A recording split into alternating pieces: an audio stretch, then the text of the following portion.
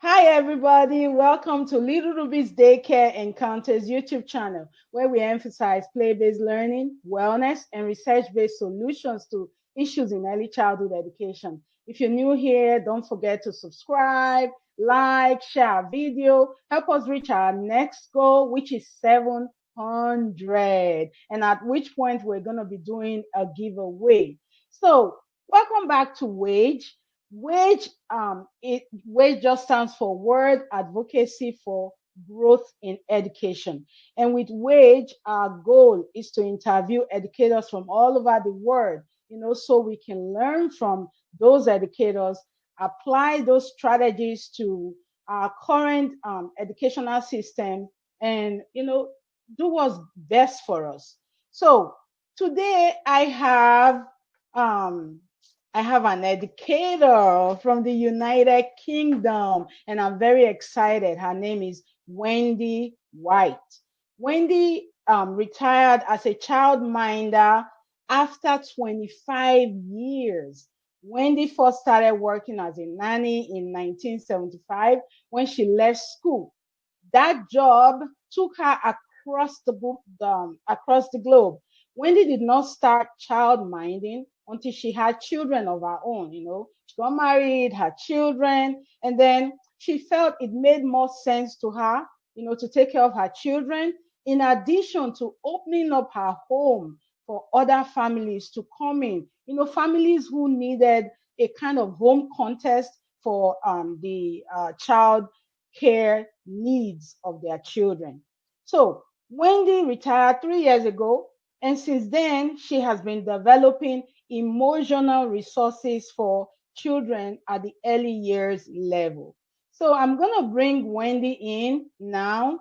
And hi, Wendy. Hello, Brenda. How are you? I'm good. How are you? I'm very good, thank you. Yes. Yeah, it's so nice to have you here, Wendy. It's lovely to be here. Yeah. Wonderful. So I'm going to start with the very first question I always start with, and that is, where are you currently located?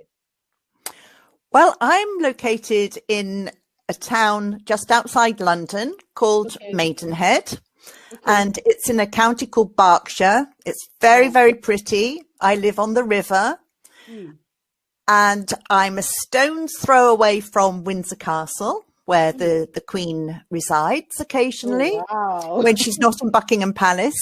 Yeah. And one can often see Her Majesty in the grounds of the castle. Wow. So it's very nice. I'm a bit of a royalist myself, Brenda. So it's quite fascinating to see, to be so near the royal family. Wow. Yeah, that's an amazing place to live in. Yeah. Okay. So what is the staple food, in your city? Well, you won't believe this, but it's probably Indian food. Oh, wow. We love Indian food. So there are Indian restaurants all over the place. And I must admit, I prefer Indian food from English food. I'm not really into the staple diet. Really is fish and chips, burgers and chips, sausages and chips, or you've got cottage pie, some steak and kidney pie. I'm not into that really. Once I started eating Indian food and we had a restaurant just down the road, that was me. Wow, that's amazing. And I love it. Yeah. So how did it begin with you in education? Well, when I was, the film Mary Poppins. Yes. So we all know that film. I fell in love with Julie Andrews and Dick Van Dyke and Jane and Michael Banks. I was just Mary Poppins from the age of 7. I wanted to look after children. So when I left school, as you said, I became a nanny, and that took me all over the world. I nannied to the rich and famous, which was quite an eye-opener for an 18-year-old girl. Right. Then I decided to look after children in my own home, which you said. Right. And right. I loved it. I just loved being with the children. I loved teaching them. And then I decided to get some qualifications behind me, because this is really what I wanted to do as a profession. Right. So I got qualified and started to look after children more legally rather than babysitting. Wow. I was now a professional childminder. And I did that, as you say, yes, for 25 years. That's why I'm so grey. Yeah. Okay, so this third question, it says, throughout history, many upper class families in Britain and Europe, and in some other parts of the world have been using childminders to help raise their children. And then one of the best examples that readily comes to mind is Winston Churchill, who, amongst other things, served as Prime Minister of Great Britain twice. And Winston, we'll find out, stayed with his nanny, childminder, through the years. He poured out his heart to her. She was part of the family. And that brings me to the question, what is childminding in the United Kingdom? And how is that different from nanny? Because I know there's a difference. And we did talk about that when we had the initial conversation. What is childminding, and how is that different from being a nanny? All right. So a nanny will generally have sole care of the children. Okay. And so a nanny will have possibly a maid and a maid for the children, and only have duties that were responsible for the children. They're washing and ironing maybe, and but now with a childminder is more like a teacher. So a childminder, due to the law in England, has to provide an education of sorts to their children. Where nannies don't have to. Okay. Nannies are more, if you can imagine, they'll hate me for this, but tea parties and socializing. And I think it might be different now. I might be generalizing a bit, because I'm sure that there are nannies that teach their children as well. But that was the difference back then when I started, the difference from me nannying and then me childminding. Okay. So yes, childminders are teachers. They have to implement certain areas of learning by law. And when Ofsted, who is our governing body, come to inspect us, then we have to prove that we are implementing. So we have to evidence all those areas of learning to our Ofsted inspector to make sure we're not sitting there drinking tea and watching television all day. That's amazing. And that sounds like what we have in the United States, which is the home daycare setting. So I think that the nanny here is hired by the family. Sometimes they live with them, they come to the house, they do, housework, take care of the children, and then they go back home, or they live there temporarily. Yeah. That's the main difference, Brenda. That's the main difference, that a nanny will work at the child's home, whereas the children come to the childminder. Childminder, yeah, okay. So, what do you currently do now? I'm very busy at the moment. I have, as you say, I've developed an emotion resource. Right. And that started because there was an area of learning called personal, social, and emotional development. Yeah. And we were all a bit confused with this. We didn't really know how to implement this area of learning or how to evidence it. And looking at resources on the internet, Yeah. There were some resources, they were scarce, but they were very expensive as well. Right. Emotion dolls, Right. and puppets, but nothing really affordable. So I thought, I think that I'll try and make something.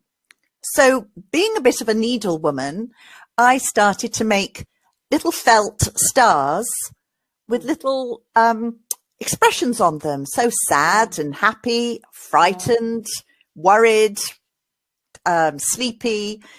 All of the expressions, all of the emotions and moods that I knew that my children were feeling.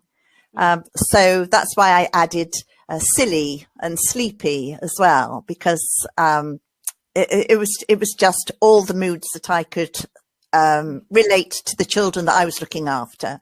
Right. So I made them and I sent them out.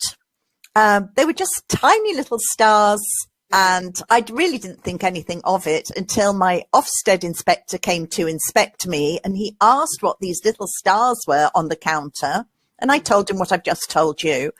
And he said that I ought to market them because there was a big gap in the market for an affordable emotion resource that was actually tactile, that was soft and children could hold and cuddle. Wow. You had cards and eggs and pebbles and stones and posters, but nothing tangible, nothing tactile that children could feel. Yeah. Yeah. And that's amazing. Mental health for preschoolers, for early years, is very important. And sometimes it is not taken seriously, is not. And the thing about dealing with mental health at the early years is that at least you tackle the problem while it's just starting, and you can end up, at least you can end up solving that problem before the child gets to school. Absolutely. Yeah. Absolutely. Okay. It's key, as you said, to nip these feelings in the bud as soon as the children can start talking, communicating, because then it's much easier for the parent. Right. We've all been there with screaming children. What are you saying? Tell mummy, why are you crying? Yeah. They can't tell you. They don't know. Express it. Yeah. They can't. Yeah. So the earlier that they can label, identify, and talk, communicate their feelings, then the better. Yeah. Then the better for the children, the parents, the society, the teachers, Okay. So let's just say I just got out of high school or college, and how do I become a childminder? Well, you would go to your local borough, and you would apply to become a childminder, and that involves taking a 6-week childminding course. Now, mine was 6 weeks. I have a feeling it may be a bit longer these days, because there's so much now with the implementation of all the areas of learning, because we don't just have personal, social and emotional development. We've got understanding of the world. We've got numeracy, literacy, all of so many. I can't even list them all. So it takes a while. And when you apply to become a childminder, you can't just do this 12-week course. Then you have to do what's called an NQV, which is a national qualification, to show Ofsted and the parents that whose children you're looking after that you are actually qualified. So this entails health and safety. We have to know first aid. We have to be up to date on our first aid. We have to be up to date on safeguarding with all the safeguarding issues there are. So it's not just babysitting. It really is a foundation that you learn so that you can be the best for the children in your care. And it's fascinating. I loved it. I really did. Right. So let's talk about my mood stars, what exactly is it? Like, what was your motivation to create them? I know you did touch a little on it, but like this is like an expanded view of it. Like, why did you think it was necessary to make them? Well, the first reason that I thought it was necessary to make them is that because childminders couldn't afford or couldn't find an emotion resource anywhere, not on the web, not in shops. So I thought, I'll make one. So that's when I sent them out to childminders who loved them. And then it was my Ofsted inspector who saw them and said, there's a huge gap in the market for these. Why don't you, when you retire, which I was about to, why don't you market them? So I knew that I couldn't sit sewing and sewing and sewing for days on end. So I had them made in China. Oh, okay. So I found a factory in China who made the stars for me. She is absolutely delightful. She's so helpful. And the quality of the stars is second to none. They are amazing. When they arrived at my house, I cried because they were just so beautifully made. Beautiful. Would you like to see them? Of course, of course. Well, here they are. Man. Yeah. So these are my mood stars. I'm not going to keep waving them around. I'm going to take them off individually so that I can explain to you what they are. The important thing to note is that they are made of a fabric which is Velcro receptive. I can't see what I'm doing because it's so backwards. So I'll put that down. The material. So the back of the stars. Oh, I've just put that down on my microphone and I've pulled my earplug off. You can tell this is live, can't you? Yeah. So where was I? Oh yes. So the back of the star is Velcro receptive. So it sticks to those little Velcro dots. Beautiful. And he's upside down. Yeah. And yeah, I can see it. Yeah. Can you see? Yeah, but I think he's upside down. Oh, here we go. I know. It's just trying to get him the right way. Yes. There we go. Yeah. Hooray. So the front of the star is called Velboa, and it's that plush material that children really, really like to feel. It's very velvety, very plush. Very soft. And so now this is Silly Star, and I wanted to include Silly Star because some of the times, Brenda, when we're talking about emotions, children can get a little bit upset, a little bit overwhelmed, maybe even start to cry. So because they're divulging stuff that maybe had been laying dormant for quite a while. Right. So Silly Star comes in really just to break the ice. So he will just tell a joke or blow a raspberry, or I might even put him on my head. Or so he's just one that breaks the ice a little bit. Yeah. So then we have who can we pick off next? We've got Anxious or Worried Star.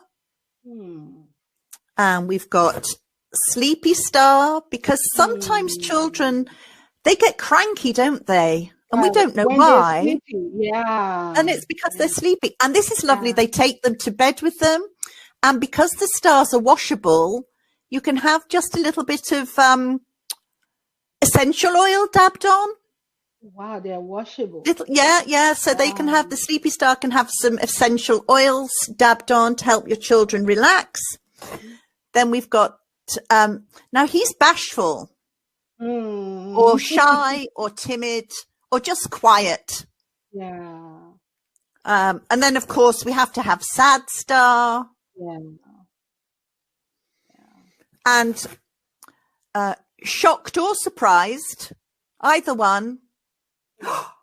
Did did you see his hedgehog outside this morning? Yes. Oh, what a surprise. Yeah. Or, why were you shocked? Oh, because Mummy had to brake hard this morning to avoid a dog. And we were all very shocked. You know, so surprise is more of a good thing and shock is more of a negative thing. Negative feeling, yeah. And then we've got mad star or grumpy star or angry. Darren broke my train and I'm really mad. And then of course there's happy star. Yeah. And happy star is just lovely. Right. Beautiful. So the stars are used to not only just to label the children's emotions, but also to label the parents' or carers' emotions, because it comes as quite a shock to some children that we actually have emotions. Right, right. That we actually get worried, sad. I mean, yeah, they guess sometimes that we get a bit mad. Yeah. But you know, it's quite good to share sometimes with your child that you're disappointed about something, or that you're sad about something, or that you're worried about something. Sharing those feelings with your children makes them realize that they're not alone. And if Mummy and Daddy have feelings, then that's going to be pretty cool to have feelings as well. Yeah, yeah. Okay. And this brings me to the next question, actually. So, how would you say using sensory emotional tools like my mood stars impact emotional regulation in young children? Well, as I said, Brenda, they are very sensory. So for emotional regulation, it's very nice for a child to just, while they're talking to you, squeeze it or feel it. Or they can go and sit with a blanket maybe and their star and just stroke it. They're very calming. You can't do this with an emotion egg or a pebble or a card.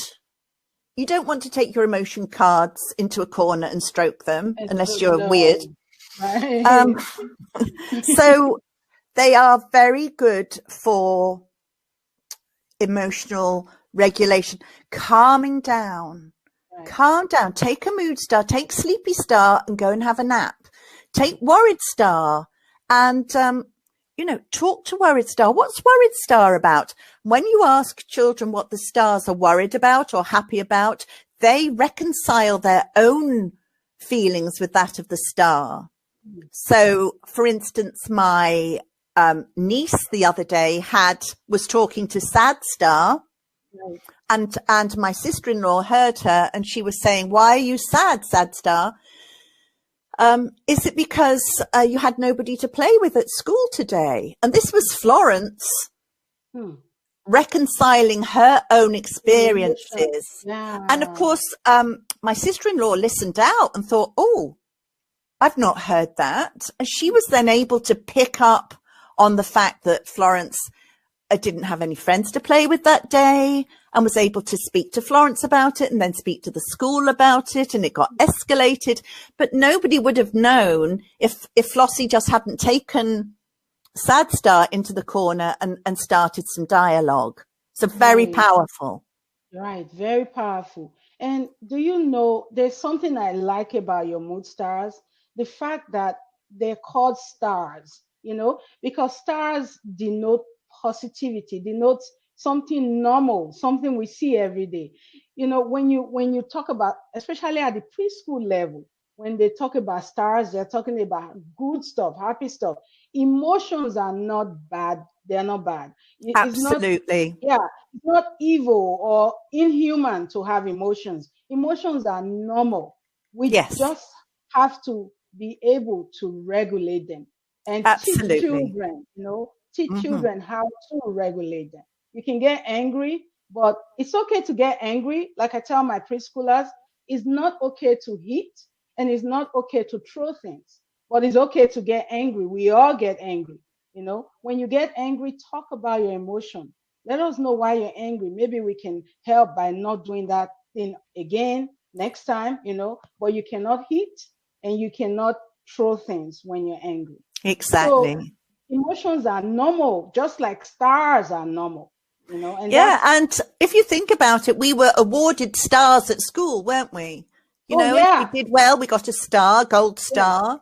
Yes. And also, a lot of the childminding establishments here are called Little Stars Nursery, Shining Stars Nursery, Happy Stars Nursery. So it is, you're right, it's got a very positive connotation. Very positive connotation. I love that. Yeah.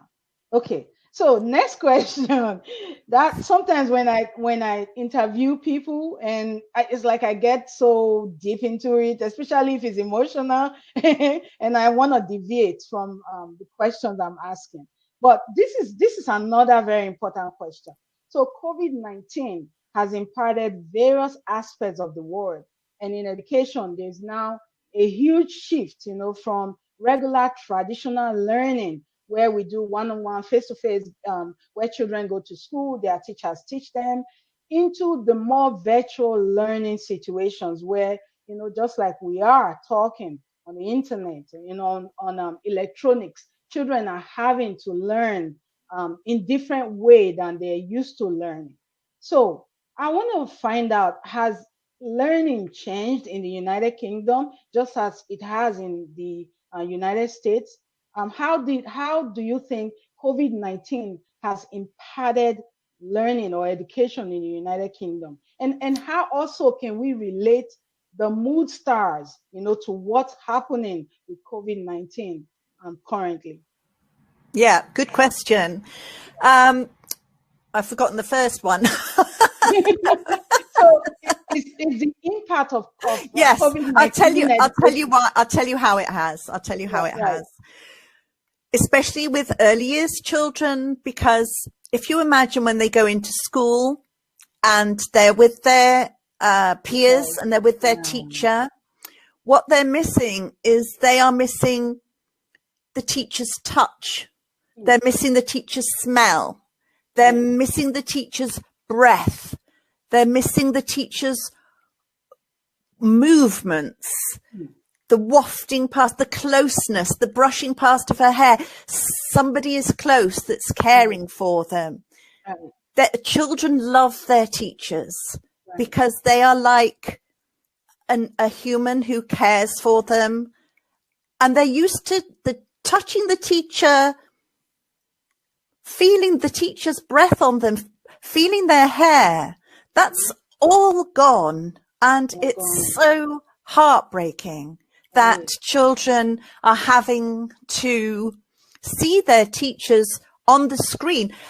It's better than nothing. But I have seen 4-year-olds reach out to touch the face of the screen. And it's very, very hard to see. Wow, yeah. So it's having a huge impact. It's having a huge impact on mothers and parents who are trying to homeschool because there's so much pressure on them to homeschool from the government, from society. Every parent wants to be a good parent. Every parent wants to do their best, but to have this extra burden and pressure on them, it's driving some of them mad. And I can totally understand why. And I say to my friends who have young kids, how do you do it? How do you do it? Get them up on time, get them regimented enough to have their breakfast at a certain time. They've got to be in front of the screen at a certain time. They've got to be dressed in their school uniform. They have 15 minutes break. They have lunch. They have another break. I mean, it's so regimented.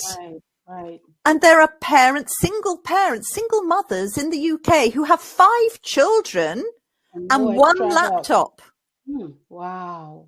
Yeah. How do they do it? How do you do it?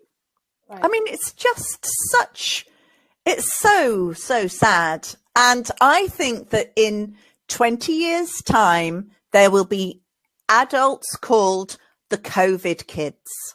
And the COVID kids will be those who haven't had 100% valuable education because COVID has hit them at this precious fundamental stage of learning and mental health and emotion and resilience.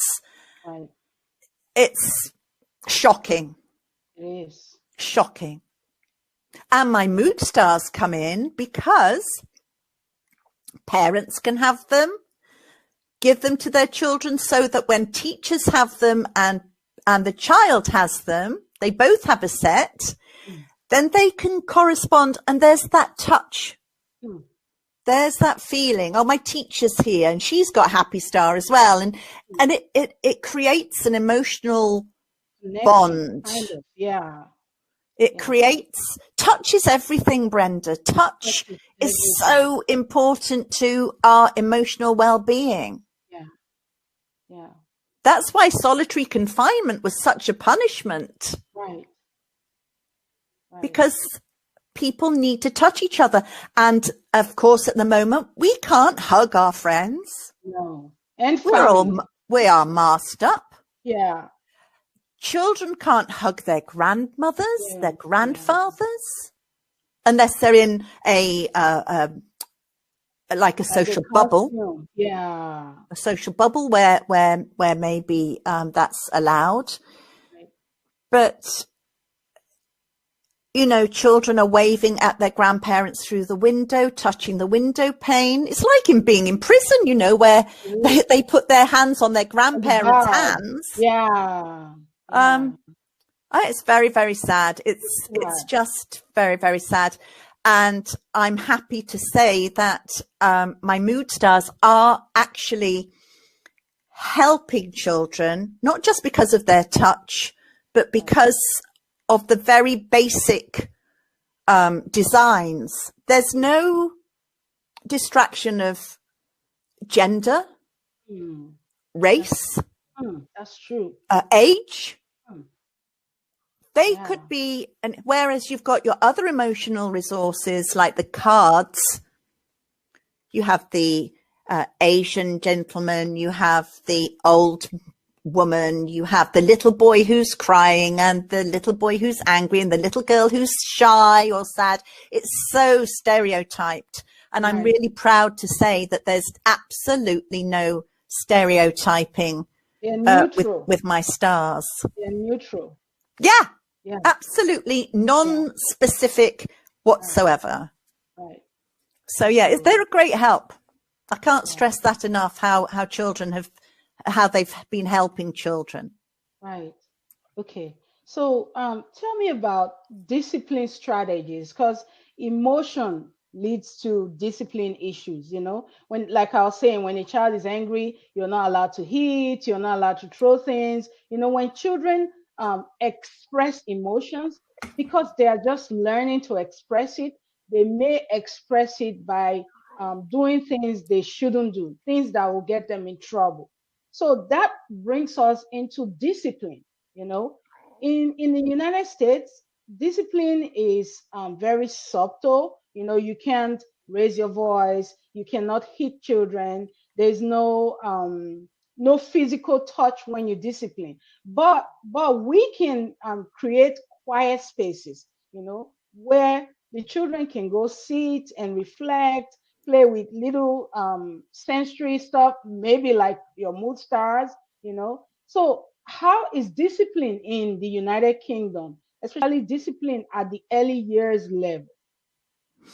It's very similar to what you have there in the States, Brenda. Absolutely no hitting, quiet voices. Right. In fact, the quieter you are, kind of like more scary you are. How many times have I told you not to do that? But no shouting.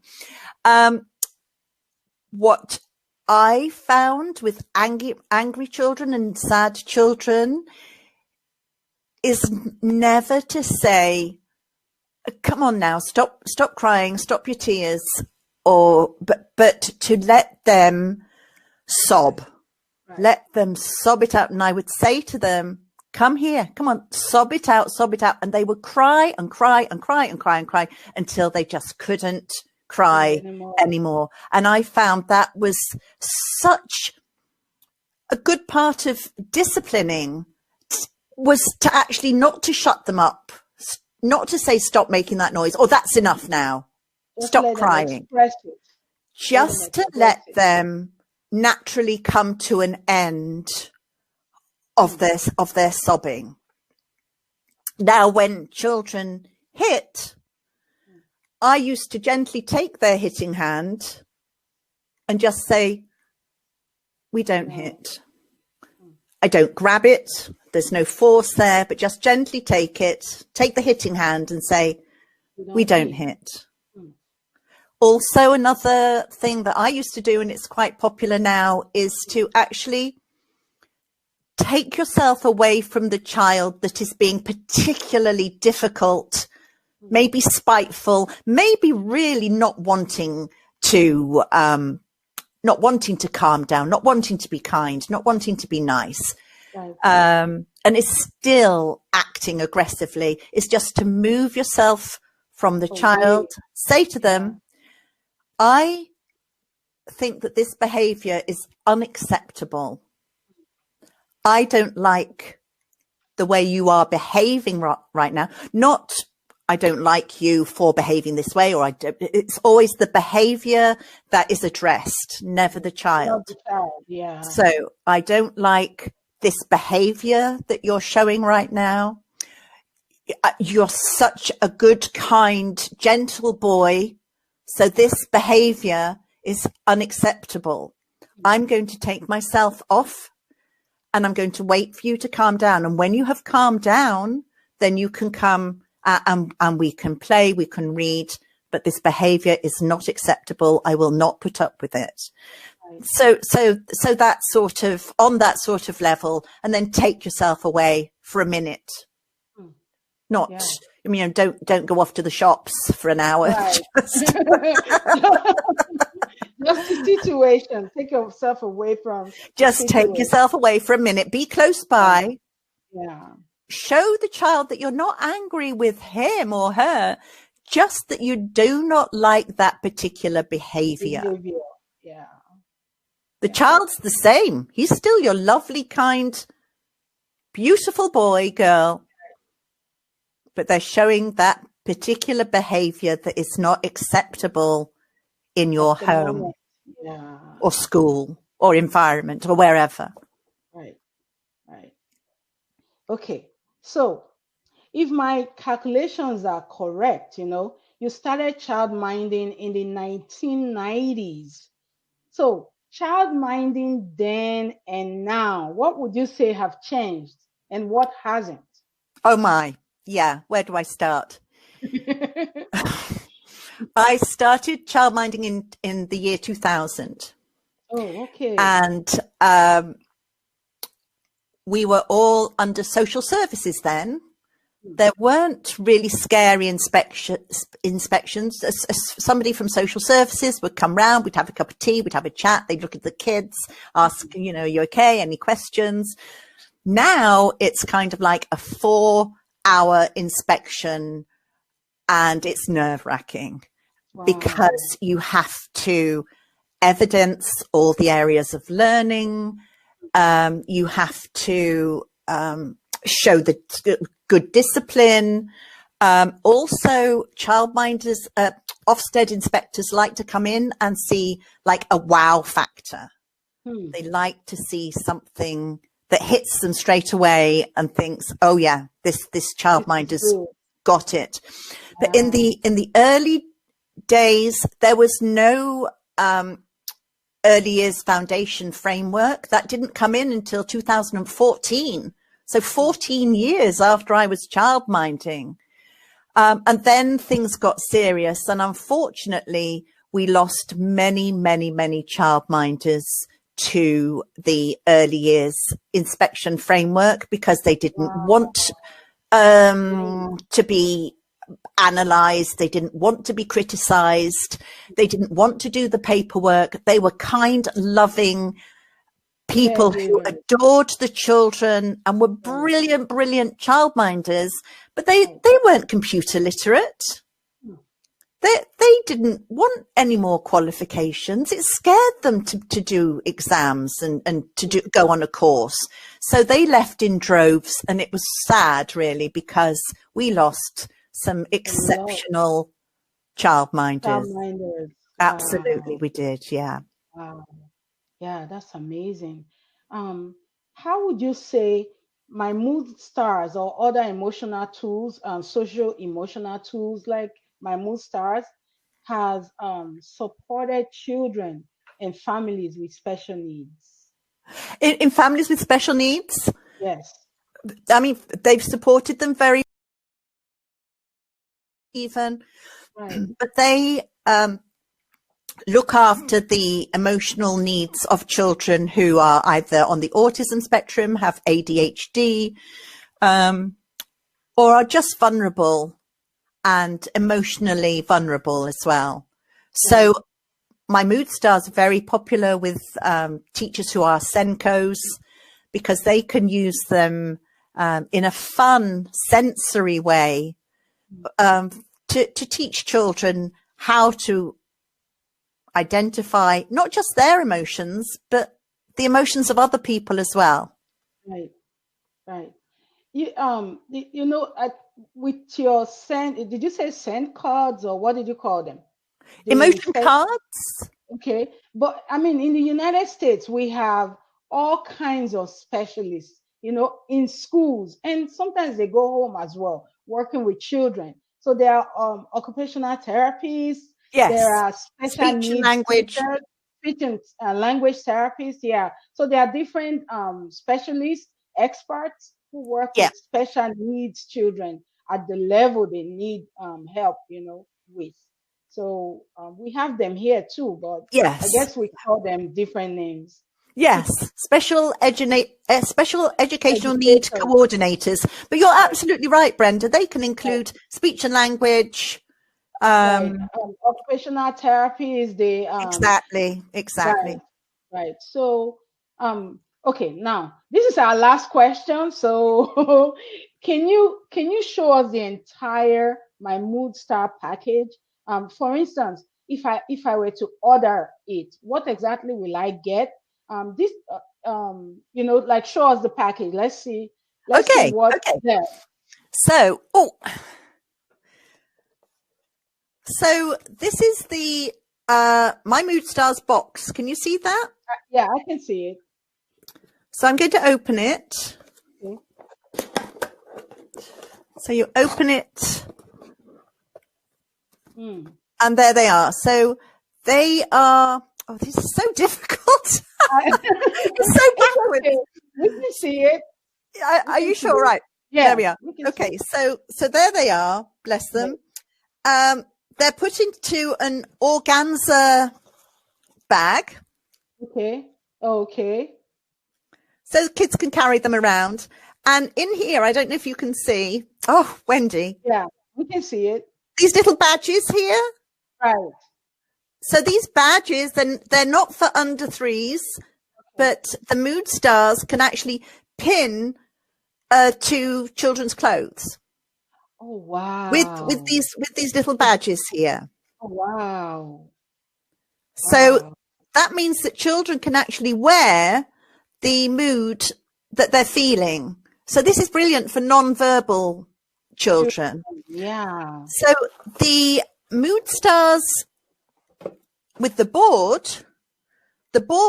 comes absolutely plain. Okay. But you have the opportunity, if you wish, to paint it any color you like. Yeah. So obviously I've got a green one here. I've taken all the stars off. Wow. If I can just pop up here, I have, whoops, one of them's fallen off. I have a purple set there. So you can paint them, and I use just emulsion tester pots from the hardware store. Right. And that gives them just the 2 coats that they need. Wow. You wait until the paint is absolutely, wait until the paint is bone dry. And then I provide these little sticky dots. And then when the paint is dry, you put them on there. Yeah. Wow. Also available is this little book, My Mood Stars. And that has if I can find it, that has a mood star on every page with a little question. You know, what makes you mad? What makes you happy? Yeah. Who've you heard snoring? You know, it's fun and can you blow a raspberry like Silly Star? Yeah. And so obviously the set with the board comes in a much bigger box, which I haven't actually got to hand at the moment. Okay. But if you look on the website, right, which is www.mymoodsstars.co.uk, right, you will see all the different products there. There's also a product called My Award Star, which is Happy Star.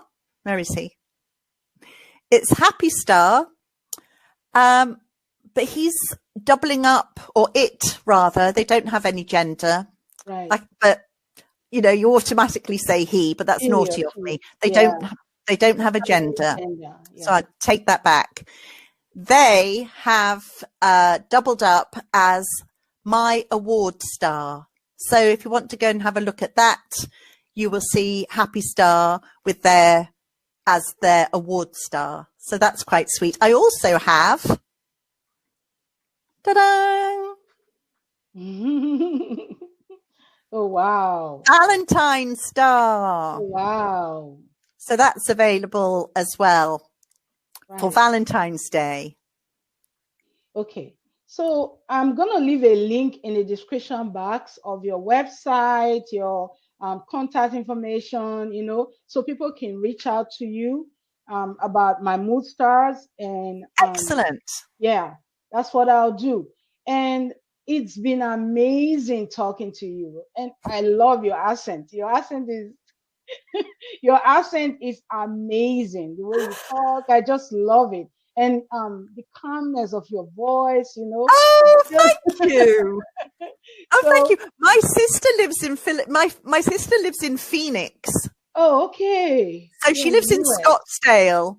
And whenever I come back from seeing my sister in Scottsdale, I have a broad American accent. Oh, man. Yeah. I can imagine, you know. So I'm so happy you came today. I'm glad we talked about emotions and how it's important to deal with it at the early age. You know, teach children how to resolve their emotional feelings and using all kinds of emotional tools. Thank you so much for this interview. I have enjoyed it so much. I can't tell you how much I've enjoyed being here, sharing my mood stars, sharing my experience. Right.